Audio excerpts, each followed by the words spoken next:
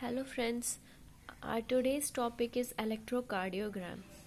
Heart में electrical activity होती है।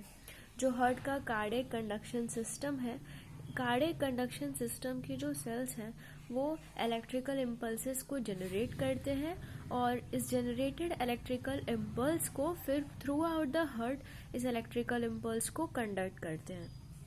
तो हार्ट में जब ये इलेक्ट्रिकल एक्टिविटी होती है तो पहले तो इलेक्ट्रिकल एक्टिविटी ऐसे नोड से थ्रू आउट द एट्रिया में स्प्रेड होती है। तो जब थ्रू आउट द एट्रिया में इलेक्ट्रिकल एक्टिविटी स्प्रेड होता है तो आर्ट्रिया जो है वो कॉन्ट्रैक्ट करता है। फिर ये इलेक्ट्रिकल इम्पल्स जनरेट कौन करता है? हार्ट का जो पेस मेकर है वो इस इलेक्ट्रिकल इम्पल्स को जनरेट करता है। हार्ट का पेस मेकर ऐसे नोड साइनो एट्रियल नोड को कहते हैं।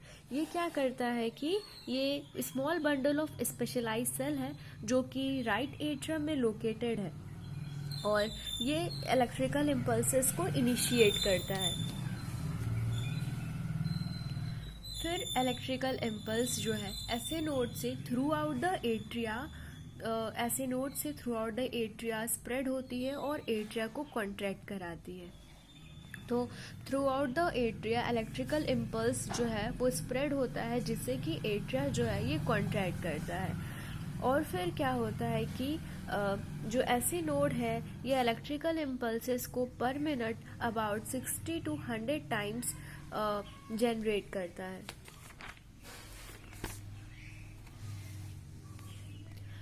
हार्ट का जो इलेक्ट्रिकल एक्टिविटी है, मतलब हार्ट जो ये इलेक्ट्रिकल करंट्स को जनरेट कर रहा है, इसके इलेक्ट्रिकल एक्टिविटी को हम बॉडी के सरफेस पे भी डिटेक्ट कर सकते हैं क्योंकि बॉडी जो है ये इलेक्ट्रिसिटी का गुड कंडक्टर है।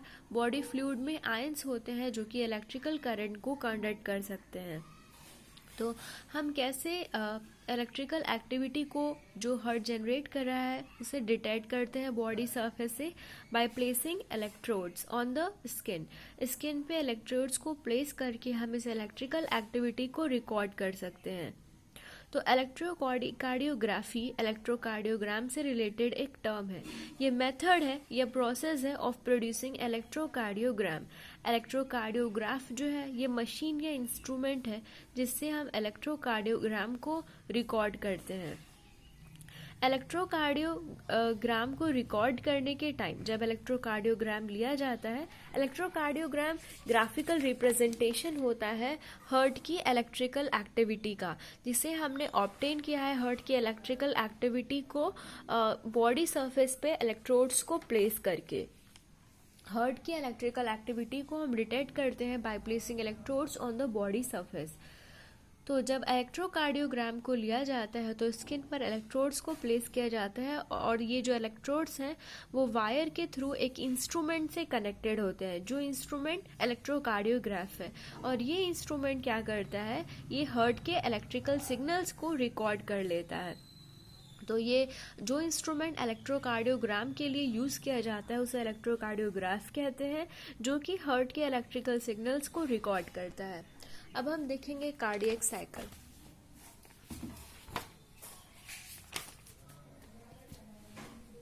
कार्डियक साइकिल में सबसे पहले एक पी वेव होता है, एक क्यूआरएस वेव होता है जिसे हम क्यूआरएस कॉम्प्लेक्स कहते हैं, और एक टी वेव होता है।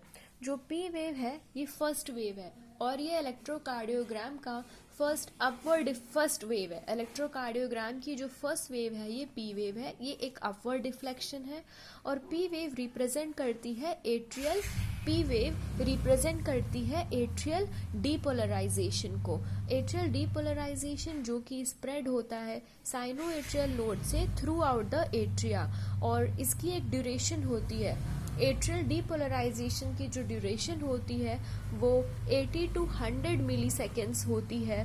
ड्यूरेशन में ये 80 to 100 मिली सेकेंड्स होता है।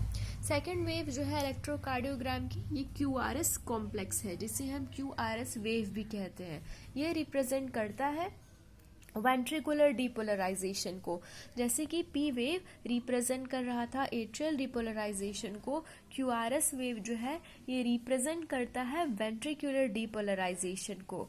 और as the action potential spreads into the ventricles, जब एक्शन पोटेंशियल जो है वो स्प्रेड होता है थ्रू आउट द एट्रिया, तो वो हमारा एट्रियल डिपोलराइजेशन होता है, और क्यूआरएस वेव रिप्रेजेंट करता है वेंट्रिकुलर डिपोलराइजेशन को as the action potential spread into the ventricles.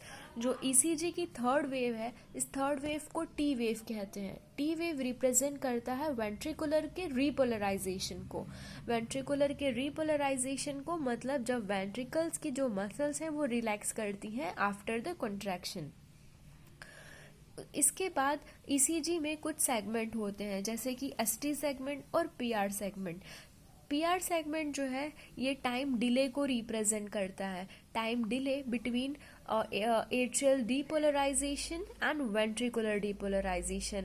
It denotes the time taken by AV node to conduct the impulse, कि AV नोड को इम्पल्स को कंडक्ट करने में कितना टाइम लगा है, यही टाइम डिले होता है एट्रियल डीपोलराइजेशन और वेंट्रिकुलर डीपोलराइजेशन के बीच में। और फिर इसके बाद जो दूसरा सेगमेंट होता है इलेक्ट्रोकार्डियोग्राम का, ये एसटी सेगमेंट होता है। एसटी सेगमेंट रिप्रेजेंट करता है time gap. Time gap represent करता है between ventricular depolarization and ventricular repolarization. PR segment जो होता है ये किसके बीच में होता है? पीआर सेगमेंट हमारा होता है पी वेव और क्यूआरएस कॉम्प्लेक्स के बीच में। PR segment, which is a flat line, it lies between P wave and the start of the QRS complex. While ST segment जो है ये flat line है और जो किसके बीच में lie करती है? It lies between QRS complex and T wave. And electrocardiogram में दो हमारे इंटरवल्स भी होते हैं, एक PR इंटरवल और एक QT इंटरवल। PR इंटरवल में P वेव आता है और PR सेगमेंट आता है। तो PR इंटरवल रिप्रेजेंट करता है टाइम को। इंटरवल जैसे कि एज द नेम सजेस्ट ये रिप्रेजेंट करता है टाइम को from the onset of atrial depolarization to the onset of ventricular depolarisation.